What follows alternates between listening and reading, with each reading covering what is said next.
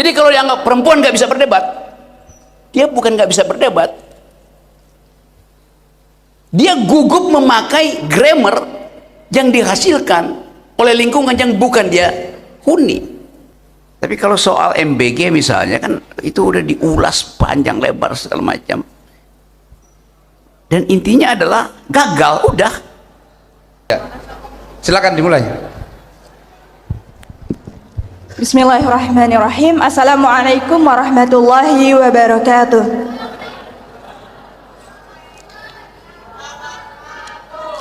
Baik, terima kasih kepada Bapak. Saya merasa terhormat dan saya merasa bangga bisa berdiri di sini. Saya merupakan mahasiswa S1 Prodi Pendidikan Agama Islam yang di sini akan izin bertanya kepada narasumber hebat kita, yaitu Rocky Gerung. Nama saya Resi Gusnilasari. Baik, pertanyaan saya sini langsung saja, Bapak. Bagaimana cara menjaga daya kritis mahasiswa di tengah upaya pembungkaman atau kriminalitas pendapat? Lalu terkait tadi, Bung Rocky juga menyampaikan terkait adanya sedikit menyindir tentang ijazahnya Presiden ke-7, yaitu bagaimana respon apa yang Bapak ungkapkan tentang ijazah Pak Jokowi? Apakah perlu menjadi tolak ukur meskipun beliau sudah nggak jadi presiden lagi di negeri yang seharusnya menjadi contoh untuk negeri ini?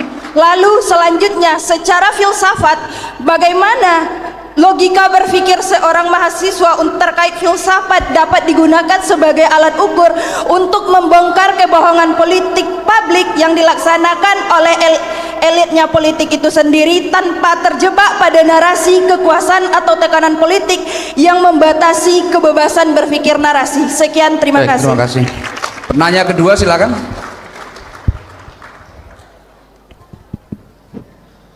Bismillah, selamat siang. Salam kenal, nama saya Bayu Pamungkas.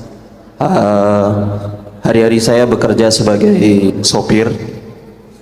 Ada dua hal yang ingin saya tanya. Yang pertama tentang MBG. Pertanyaannya adalah, sedekat atau sejauh apa Prabowo dengan draft akademik?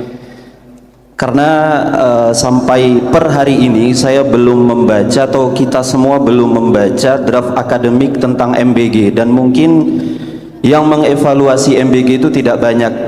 Jadi saya pengen tahu nih, Prabowo itu sedekat atau sejauh apa dia dengan draft akademik khususnya MBG? Itu yang pertama. Yang kedua, pertanyaan kedua ini mungkin saya tahu tadi cuman satu kuota pertanyaan, tapi saya harap ini Bung Rocky menjawab.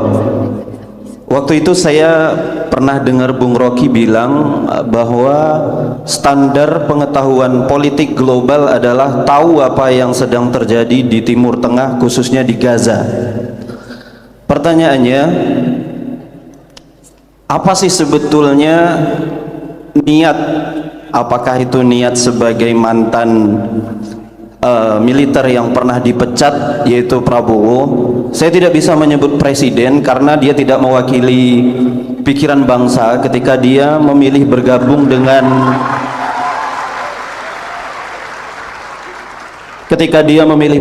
dengan apa ya tongkrongan global begitu. Jadi adalah ini nggak ada yang matiin mic kan?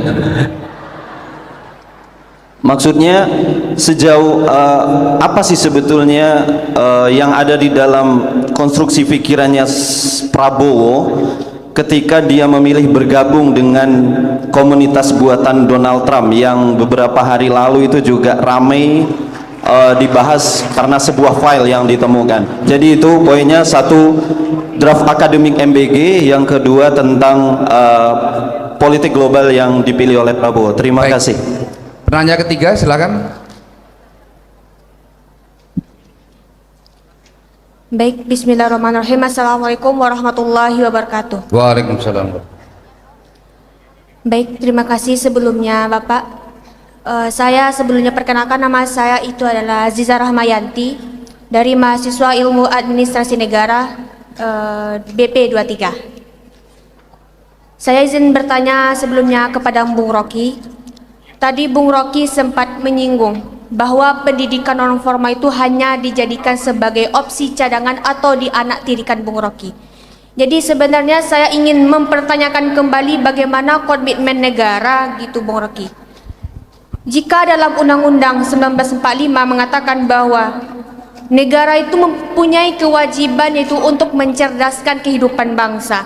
Tetapi mengapa pendidikan non formal ini justru sering diposisikan sebagai opsi cadangan Bung Rocky dan bukan pilar utama dari kebijakan pendidikan nasional itu sendiri? Tapi apakah negara ini sungguh melihat pendidikan non formal ini sebagai alat emansipasi rakyat atau sekedar alat tumbal sulam kegagalan pendidikan formal Bung Rocky? Dan jika negara itu secara konstitusional bertanggung jawab mencerdaskan kehidupan bangsa, mengapa pendidikan non formal ini justru menjangkau kelompok paling terpinggirkan, masih diposisikan sebagai pelengkap dan bukan sebagai pilar utama kebijakan pendidikan nasional Bung Rocky? Baik. Sekian Bung Rocky. Terima kasih. Berikutnya penanya keempat, silakan. Bismillahirrahmanirrahim. Terima kasih. Assalamualaikum warahmatullahi wabarakatuh dan selamat pagi Bung Rocky. No Rocky, no party. Mic-nya loyo, Pak. Iya. Mungkin pertanyaan saya bakalan berat mungkin, Pak. Tapi dari tadi rekan-rekan semua sudah bertanya. Saya tidak bertanya, tapi saya menggugat. Baik, sebelum saya menggugat, Nama siapa, Pak? Nama? ya itu yang mau saya perkenalkan dulu, Pak. Saya Yuli Herman. Saya mahasiswa pasca sarjana IP, Ilmu Pendidikan. Sehari-hari juga sebagai staf pengajar di Universitas Mahaputra Muhammad Yamin Solo. Bu Rocky, kita tahu bahwa pemilih yang asal-asalan akan menghasilkan wakil yang abal-abal, yang akan menciptakan kebijakan yang ugal-ugalan. Dan pembodohan seperti ini sepertinya by design. Kenapa saya katakan by design? Ketika masyarakat secara non formal ingin mendidik masyarakat supaya lebih cerdas, kita ambil satu contoh saja, mensreanya Panji dibungkam dan ditakut-takuti. Ketika kampus mencoba juga untuk berbuat lebih, kampus juga seperti ditekan. Kita tahu akhirnya kampus mencoba berafiliasi dengan politikus-politikus yang tidak ingin dikritisi.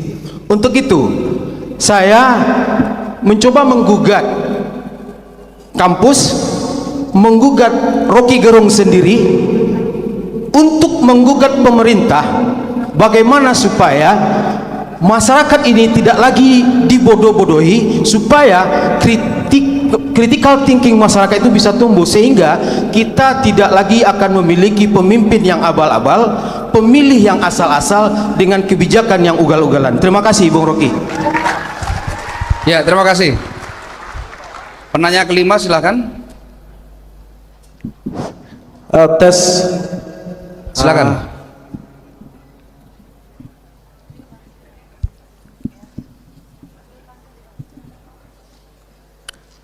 Ya baik. Selamat pagi untuk kita semua. Pagi. Izin memperkenalkan diri. Nama saya Anderian Kamo, asal Papua. Saya sedang berstudi di Universitas Lampung dan sementara ini saya menjabat sebagai Ketua Komunitas Mahasiswa Papua se-Sumatera. Mungkin izin Pak, ini sementara saya sedang menggunakan noken untuk mengisi nanti ilmu yang Bapak berbagi. Karena pesan orang tua isilah sebanyak mungkin di dalam noken kecil ini. Mungkin pertanyaan saya, bagaimana pendidikan non formal yang efektif di Papua, sementara memperoleh pendidikan non formal dibatasi dan di bawah tekanan konflik, sehingga pendidikan Papua ini bukan tertinggal tetapi ditinggalkan. Mungkin demikian. Terima kasih. Ya, terima kasih. Ada 5 pertanyaan ditujukan kepada Bung Rocky. Pertama mengenai daya kritis mahasiswa, kemudian yang kedua mengenai pentingnya literasi bagi pemimpin politik, kemudian pendidikan non formal sebagai alat emansipasi, dan yang keempat adalah bagaimana agar masyarakat dalam menjalankan program pendidikan non formal tipe informasional, ya tadi menggunakan contoh mensrianya Panji itu. Sebagai itu, kalau dalam pendidikan non formal itu dikenal sebagai tipe program informasional, di mana masyarakat bertukar ide kepada masyarakat lainnya dengan memperpanjang gagasan, dan itu bagaimana agar masyarakat dapat terbangkit critical thinkingnya. Kemudian pertanyaan terakhir dari Andre dari Papua tadi, Ketua Mahasiswa Papua Sumatera tadi, bagaimana agar PNF itu pendidikan non formal itu efektif pada situasi di Papua khususnya, dan ada pernyataan bahwa pendidikan di Papua tidak tertinggal tapi justru ditinggalkan karena berada di daerah konflik gitu.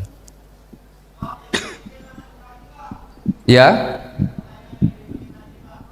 jadi saya memoderasi ya. Jadi karena moderator tentu saya harus moderat di forum ini, mengembalikannya kepada alur topik, sehingga saya menggunakan istilah pentingnya literasi bagi pemimpin politik, karena yang saudara sampaikan tadi kan hanya contoh-contoh. Ada menyampaikan MPG, ada yang lain, itu contoh ya. Jadi saya sudah membuatnya dalam satu tema, yaitu pentingnya literasi bagi pemimpin politik. Demikian Pak. Oke, tentu soal MBG, soal Board of Peace, kan Anda tahu semua. Anda mau saya uraikan ulang itu, supaya Anda terpuaskan ego fantasmagoria itu.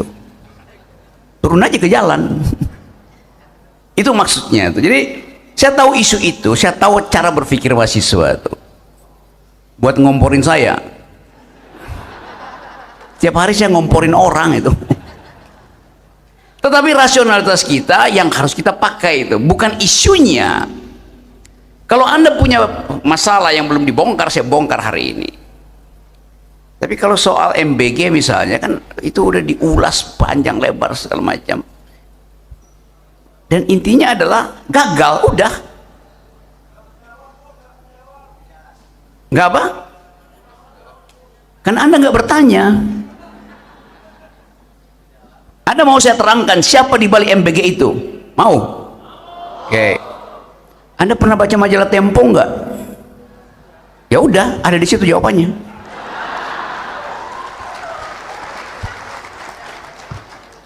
Coba efisienkan pertanyaan itu. Ada 2 cara untuk menghidupkan suasana. Pertama, putting ideas in it most controversial problem. Ucapkan dalam kontroversi problemnya itu. Yang kedua, ambil sensasinya untuk diuraikan supaya ada tepuk tangan. Jadi kalau mahasiswa hanya ingin saya uraikan tepuk tangan itu, saya ingin tagih, setelah Anda tepuk tangan, Anda mau bakar ban nggak di depan kampus? Anda mau berbondong-bondong nggak? Pergi ke DPR. Jadi situasi itu juga menunjukkan bahwa gerak-gerik pikiran kita sekarang entah dihalangi atau mencari jalan keluar melalui sinisisme, melalui satire. Panji melakukan sinisisme, ya mungkin. Satire, ya mungkin. Tapi semua yang diucapkan itu artinya cacian. Oke. Sekarang Anda uji. Saya mencaci Presiden Jokowi bajingan tolol. Dilaporin di semua Polda tuh. Kenapa orang yang memuji dia sebagai raja tidak dilaporkan? Cacian dan pujian sama-sama deskripsi. Jokowi adalah raja, Gibran setara dengan Sultan Syahrir. Kata siapa yang waktu itu bilang? Erlangga. itu pujian atau hinaan pada Sultan Syahrir? That's logic itu kan. Jadi kalau saya ucapkan cacian, Panji ucapkan cacian, mahasiswa sejarahkan ucapan cacian, itu deskripsi. Termul ucapkan pujian, ucapkan jilatan, itu deskripsi. Kenapa yang deskripsi negatif diperkarakan, deskripsi yang positif tidak diperkarakan? Lalu dua-duanya statusnya deskripsi. Itu yang mesti dibongkar itu. Jadi selalu mesti bersiap, ajukan cacian, caci aja. Tapi karena takut caci kan, karena Anda pasti masih ada 600 teman-teman Anda yang ada di penjara, yang setiap kali saya komunikasi dengan komunitas untuk membela. Kami, iya, ambil resiko itu, berjuang tuh ada resikonya tuh, dengan cengeng itu. Ya Rocky Gerung nggak bakal ditangkap karena dia bermain di tingkat elit. Nah itu picik pikirannya tuh. Ya kalau begitu semua bermain di tingkat elit dong. Jadi inti dari kecermatan akademis adalah ajukan dalil, backup dengan logika supaya Anda selamat.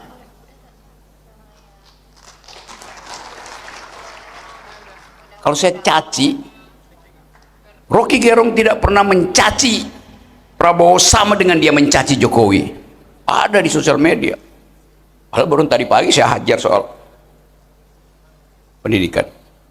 Jadi kalau saya tanya, berarti saya mesti mencaci Pak Prabowo sama dengan saya mencaci Pak Jokowi?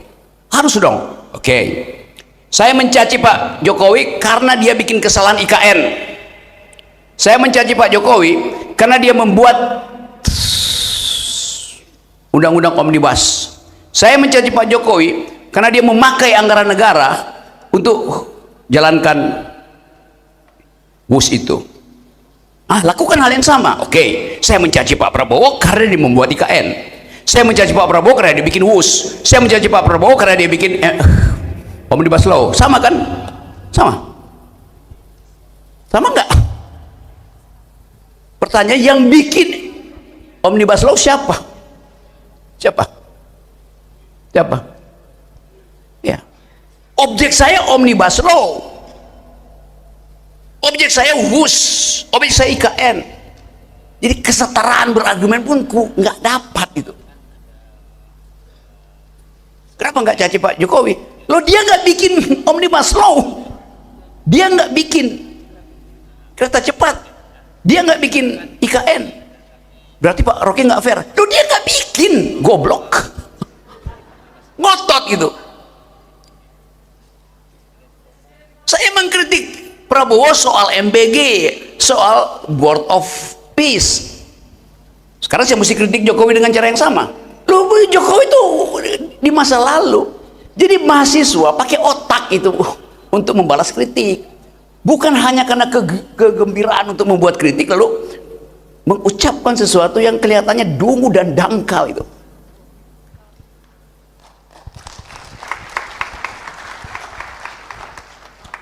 Kenapa? Karena fantasmagoria, ingin lihat sesuatu itu wah.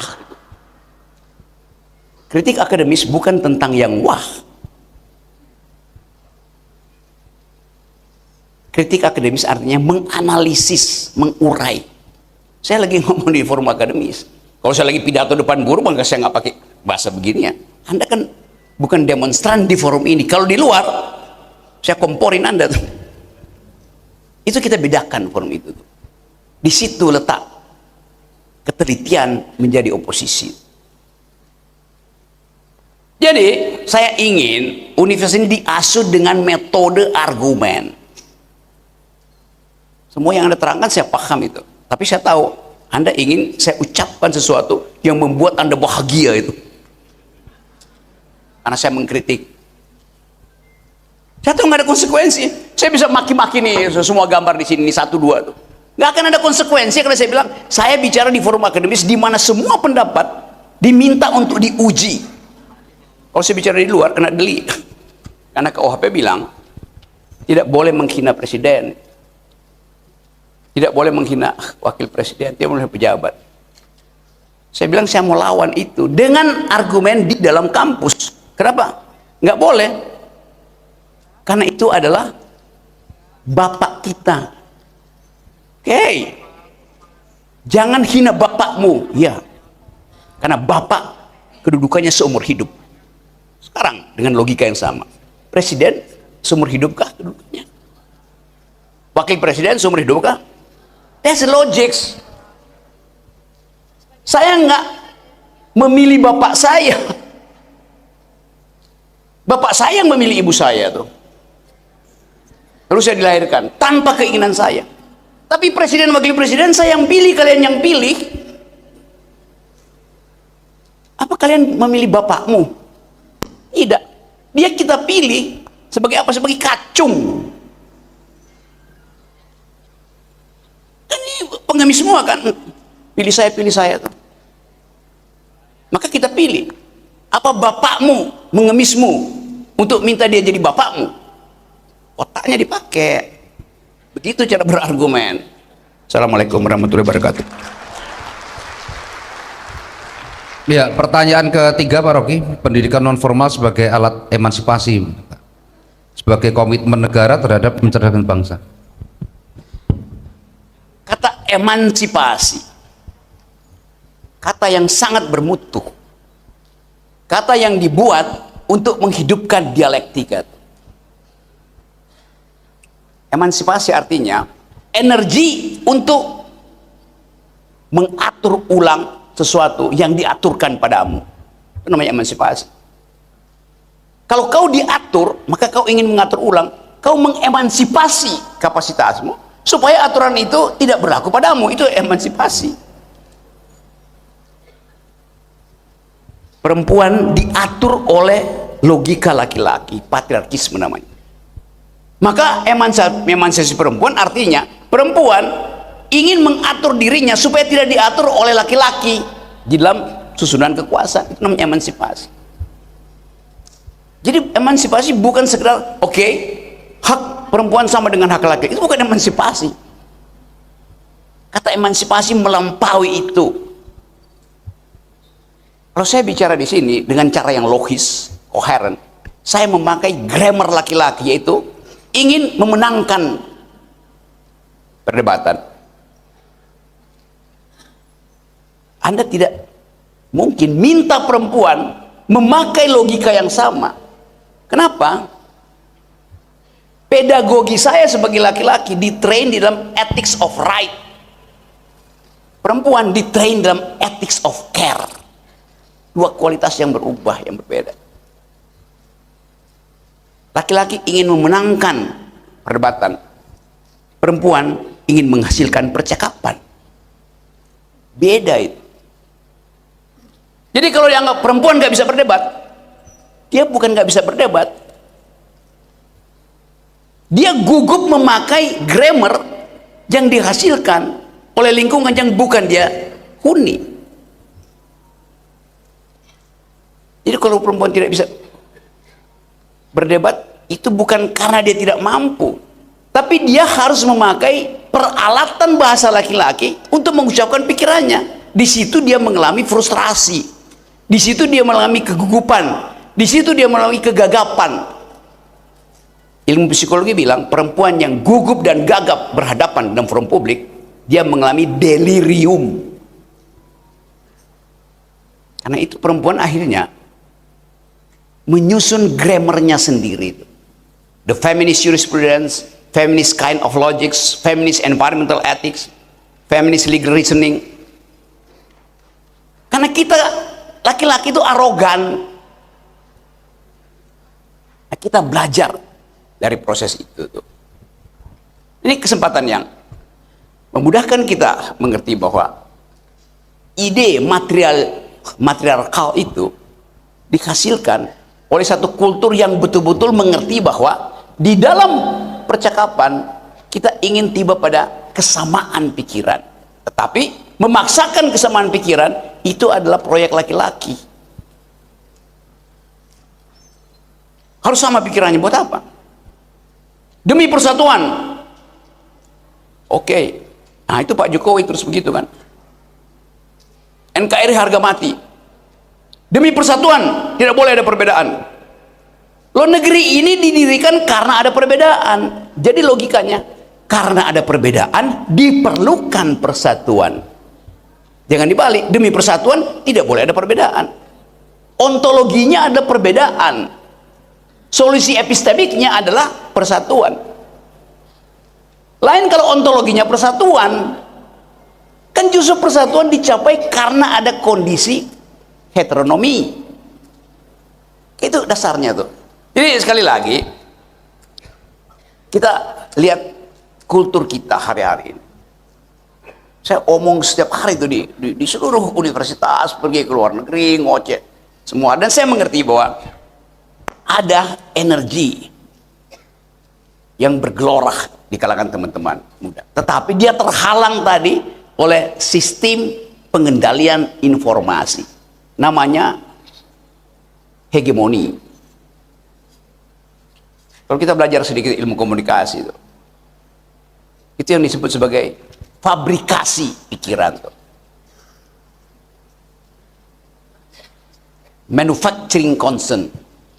Itu yang mau kita batalkan hari-hari ini. Karena makin lama makin terlihat bahwa pemerintah tidak peduli dengan public opinion. Setiap hari kita dengar uraian pemerintah, tapi itu bukan public opinion, itu public relation. Bisa bedain nggak antara public opinion dan public relation? Public opinion artinya kesepakatan publik untuk memakai rasio dan mengucapkan kritik, itu public opinion. Public relation artinya keinginan pemerintah untuk memamerkan dirinya sendiri. Kita produksi public opinion, tapi besok public opinion kita dibatalkan dengan mengendalikan semua talk show. Karena yang ingin disalurkan di dalam instalasi komunikasi ada public relation. Pak Prabowo ngomong tentang Prabowonomics. Public opinion apa public relation? Siapa yang mau jawab? Kan ada Reaganomics. Reaganomics adalah praktek kebijakan ekonomi Ronald Reagan yang basisnya adalah neoliberal, yang basisnya libertarian. Di mana dia diasuh? Metodologinya diasuh di dalam Chicago Economic School. Thatcherism juga diasuh. Jadi yang mengucapkan Reaganomics adalah kalangan akademis. Itu namanya public opinion. Kalau Pak Prabowo bicara tentang Prabowonomics, dia sendiri yang bicara, itu namanya public relation. Karena kita mesti tanya pada universitas di Indonesia, apa basis metodologi dari Prabowonomics? Libertarian kah? Sosialisme? State socialism? Itu maksud saya. Jadi teman-teman sekalian, lanjutkan diskurs ini. Tentukan sendiri, Anda sedang dikepung oleh public relation atau diarahkan oleh public opinion. Dapat poin itu? Jadi saya rumuskan secara sederhana. Kampus dihidupkan dengan cara mempersoalkan, problematizing. Itu namanya kehidupan kampus. Birokrasi bekerja untuk menyelesaikan masalah.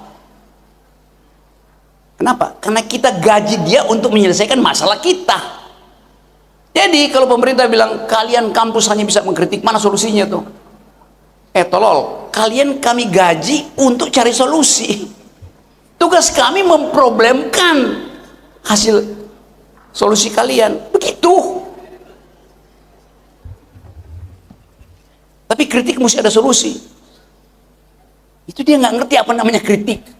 Kritik tidak memerlukan solusi, namanya juga kritik. Kalau saya tahu ada solusinya, maka saya tidak mungkin kasih kritik. Dapat nggak poin itu?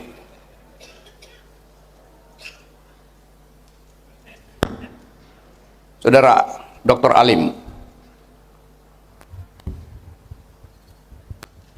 itu lambang Garuda kelihatannya goyang, akan jatuh di situ. Nah, saya bisa hitung kira-kira VT sama dengan V0 plus alfa T. Dengan percepatan itu, Anda tidak mungkin selamat dari situ. Karena gerak Anda akan terhalang oleh kursi itu. Saya ajukan kritik terhadap kondisi itu. Terus dia tanya, solusinya apa? Astaga. Ya kabur dari situ. Kemana? Cepat kabur. Begitu saya bilang ke situ, dia udah keburu jatuh. Saya nggak ada urusan dengan solusi.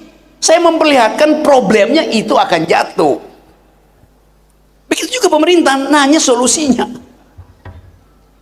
Solusinya apa? Kalau begitu Anda digaji ngapain itu? Kalau nggak bisa kasih solusi itu. Jadi sekali lagi, etos universitas adalah mempersoalkan, bukan memberi solusi.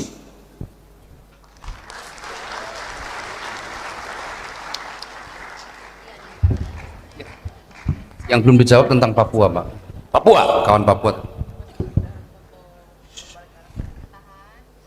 Papua ini problem laten pada NKRI.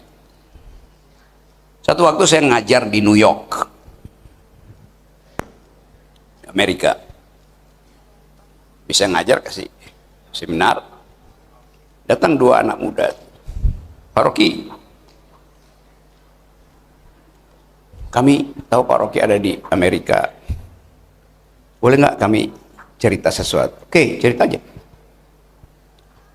Dia bilang begini, saya dari Aceh, teman saya dari Papua. Menurut Pak Rocky, siapa yang lebih dulu merdeka, Aceh atau Papua? Dia akademisi.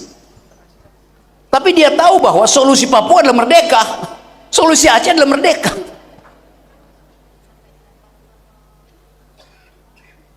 Dia pelajari sejarah. Dia tahu bahwa hak self determinasi dijamin oleh PBB. Maka dia bongkar sejarah Aceh, dia bongkar sejarah Papua. Kalau kita lihat Papua, Papua mengalami yang disebut oleh seorang peneliti dual nationalism, dua jenis nasionalisme. Nasionalisme Papua terhadap Jawa dan nasionalisme Papua terhadap penindasan. Itu nggak dimengerti oleh pemerintah Indonesia, maka dikirim senjata ke situ. Beberapa pejabat mengerti itu, maka mulai ada pendekatan sosial.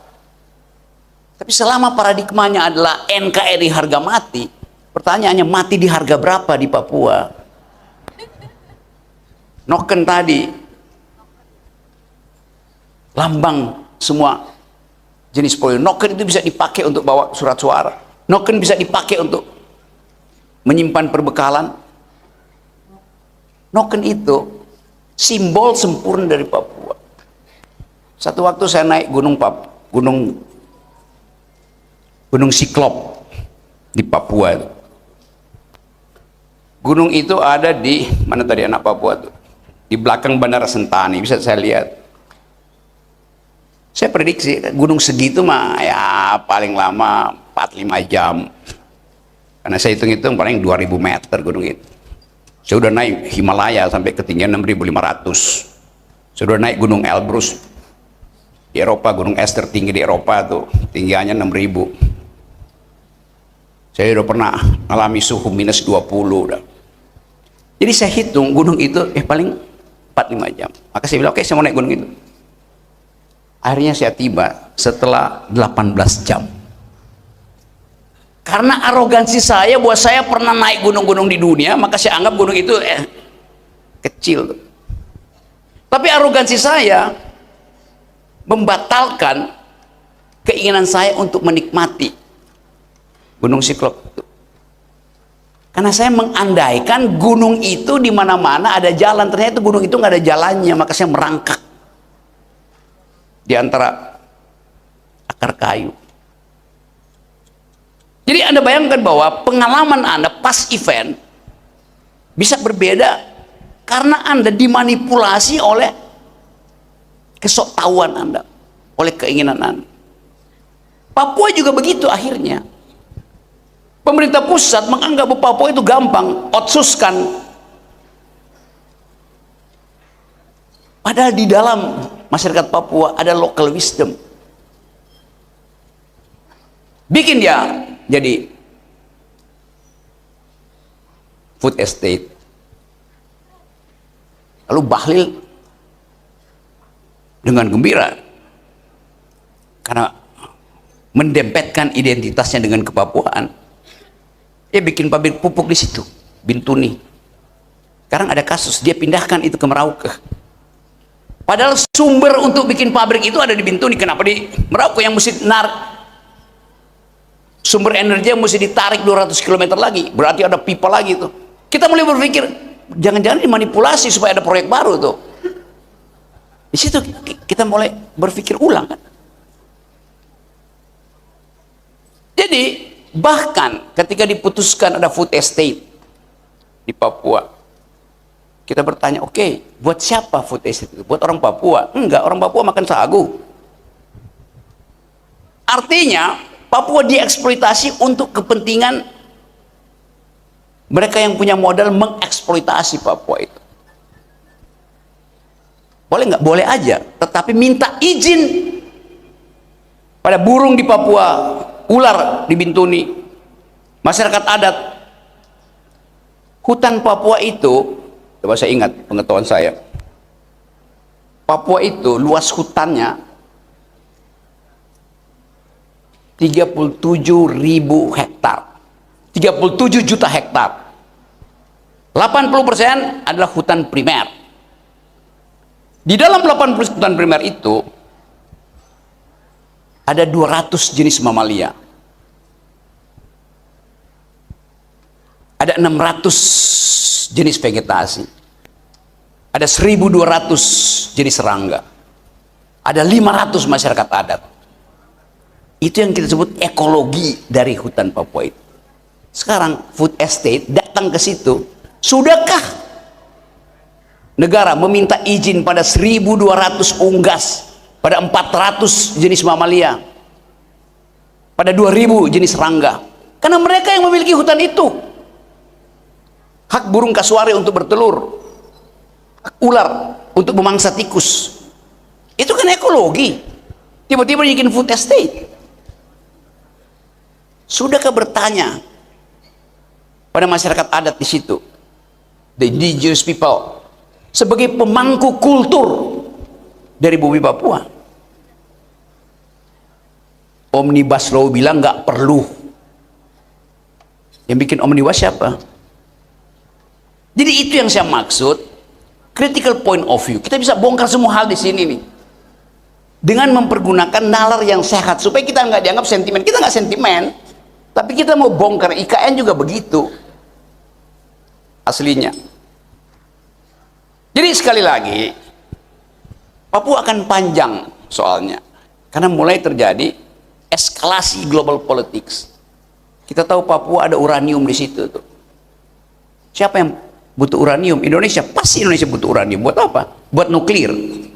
Bahaya nuklir tidak. Buat pendidikan bagus, buat kesehatan bagus, buat energi bagus. Yang bahaya kalau nuklir itu diproliferasi, diperkaya, lalu mutunya dinaikkan untuk bikin senjata nuklir. Itu yang bahaya. Siapa yang punya ambisi punya senjata nuklir? Cina pasti punya ambisi, Rusia pasti punya ambisi. Jadi konsekuensinya apa? Begitu banyak orang yang mengincar Papua untuk gali uraniumnya, karena persiapan Perang Dunia Ketiga. Kan gampang baca itu. Jadi Papua bukan sekedar ada unsur-unsur ketegangan etnis, ketegangan politik, ada unsur global security di situ. Nah, membaca itu memerlukan metode berpikir, itu intinya tuh. Jadi sekali lagi, saya selalu anggap bahwa di forum akademis semacam ini kita maksimalkan kemampuan kita untuk mengusut secara logis, mengintip isu politik, mempersoalkan potensi eksploitasi kapitalisme di situ, tapi dalam suhu pembicaraan akademis. Lain kalau saya diundang talk show berhadapan dengan termul-termul dungu itu, lain. Kan saya berhadapan dengan kalian tuh yang mau supaya Universitas Negeri Padang ini jadi simbol dari kecerdasan di Indonesia bagian Barat.